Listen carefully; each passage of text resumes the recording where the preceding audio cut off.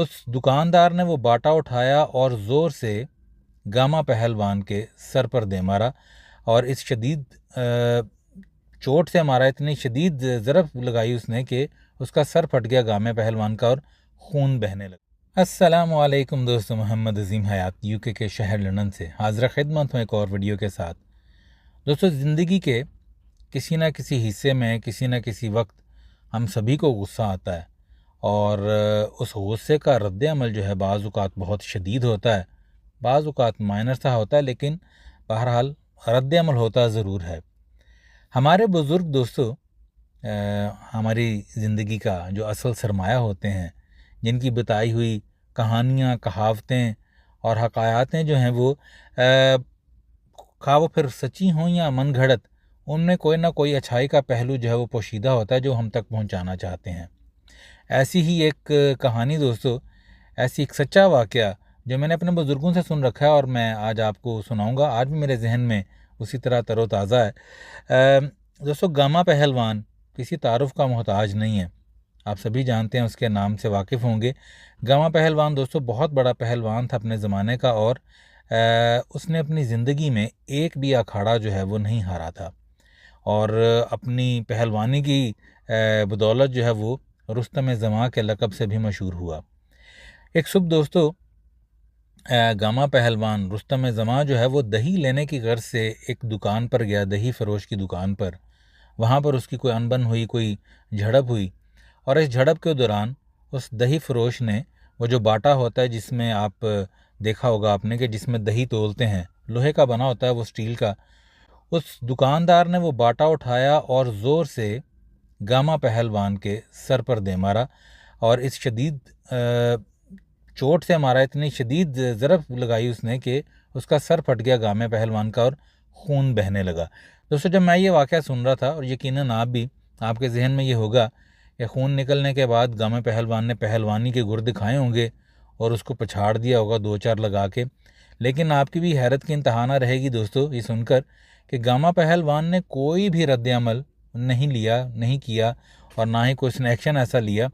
उसने फ़कत अपने कंधे पर पड़ा हुआ जो रुमाल था, कपड़ा था, उसको अपने सर पर बांधा जहाँ से खून निकल रहा था और चुपचाप कुछ कहे बगैर वहाँ से अपने घर की तरफ चला गया। दोस्तों, जब वो घर पहुँच गया तो लोगों का तांता बन गया उसकी खबरगिरी के लिए। लोग आने लगे अयादत के लिए और बहुत से लोग ऐसे भी थे जो अयादत के साथ उसको दो चार बातें भी सुनाते कि यार, रुस्तम ज़मां होने के बावजूद तुम एक छटांग भर के दुकानदार से मार खाए हो, अपना सर फड़वाए हो और घर आके चुप करके बैठे हो। दोस्तों, गामा पहलवान ने उन सभी की बातें सुनी और फिर धीमा सा मुस्कुराकर उसने एक बात कही जो बड़ी ही तारीखी बात थी, और वो ये, उसने उन लोगों से कहा कि आपका क्या ख्याल है कि मैं रुस्तम ज़मां गामा पहलवान अपनी पहलवानी या अपनी ताकत के या अपने जिस्म के बलबूते पर हूँ? नहीं, ऐसा नहीं है। ये सब कुछ मेरी क़ुव्वत बर्दाश्त की वजह से है कि आज मैं रुस्तम ज़मां भी हूँ और गामा पहलवान भी हूँ। दोस्तों, मैंने ये जब वाक़या सुना था उस वक्त भी और आज भी, ये मुझे बहुत बड़ा सबक है मेरे लिए और मेरे जहन में रहता है।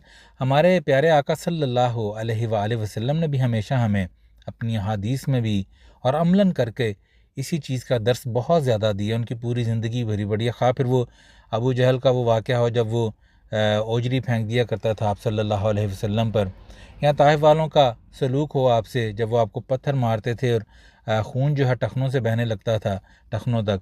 दोस्तों, हमेशा नबी करीम सल्लल्लाहु अलैहि वसल्लम ने क़ुव्वत बर्दाश्त का हमें और उम्दा अखलाक का जो है वो दर्स दिया। तो दोस्तों, आज मैं वाक़या ये क्यों सुना रहा हूँ, कुछ ऐसी बात थी काम पर कि छोटी छोटी बात पर कुलीग्स जो हैं आपस में वो इस तरह लड़ते हैं और एक दूसरे को गालम गलोच देते हैं, दस्तों गिरेबां हो जाते हैं कि देख के इंसान हैरान होता है।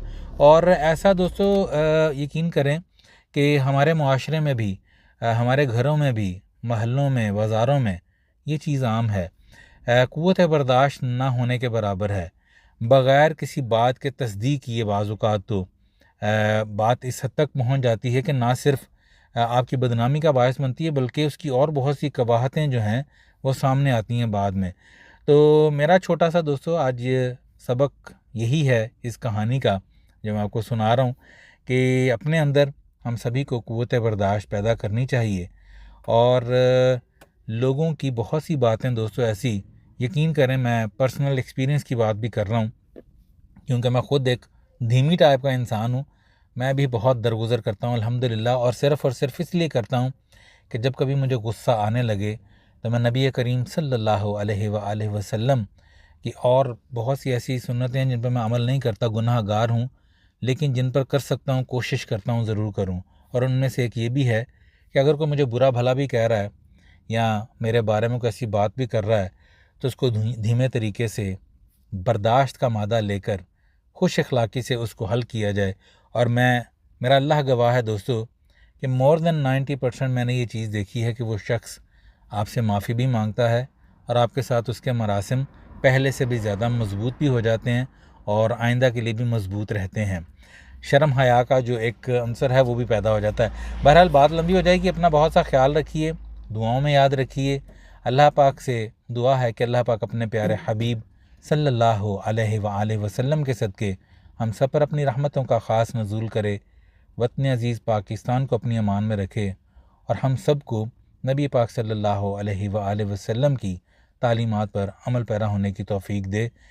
और दोस्तों इस वादे के साथ कि आइंदा भी आपने भी इस बात पर अमल करना है, जो शख्स गुस्सा करता है गुस्सा आपने कम करना है, क़ुव्वत बर्दाश्त को अपने अंदर पैदा करना है। मुझे इजाज़त दीजिए।